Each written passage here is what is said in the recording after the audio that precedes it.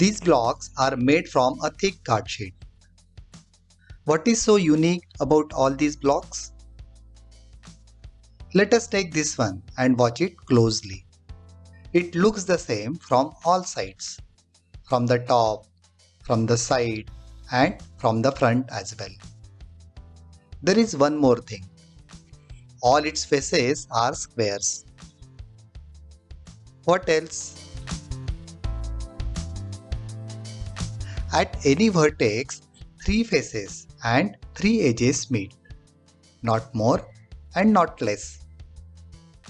Solids with such unique properties are called Platonic solids, named after an ancient Greek philosopher, Plato.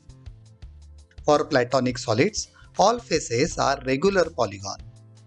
Also, same number of faces meet at each vertex. Cube is not the only three-dimensional solid which meets this criteria. There are 4 more which have these unique properties. Tetrahedron with 4 faces, octahedron with 8 faces, icosahedron with 20 faces, and dodecahedron with 12 faces. For tetrahedron, octahedron, and icosahedron, all faces are equilateral triangles, while dodecahedron, all faces are pentagons. What is unique about this cutout shape? We can open the three-dimensional cube along edges and lay it flat, showing each face of the figure. This is called net. A 3D shape may have different nets.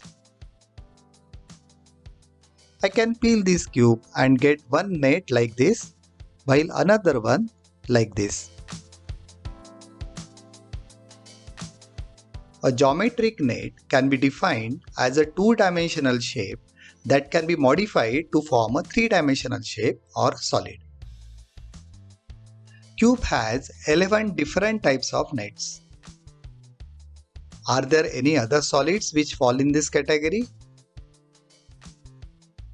There are some solids which have only one net, while for some there are 2 or more. Same is true with octahedron as well. It has 11 nets.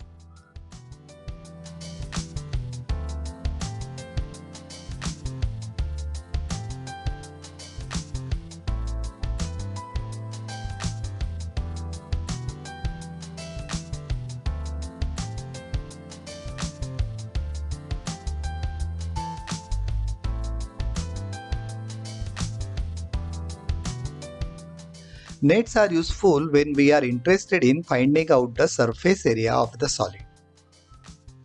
Do try this at home. Thank you.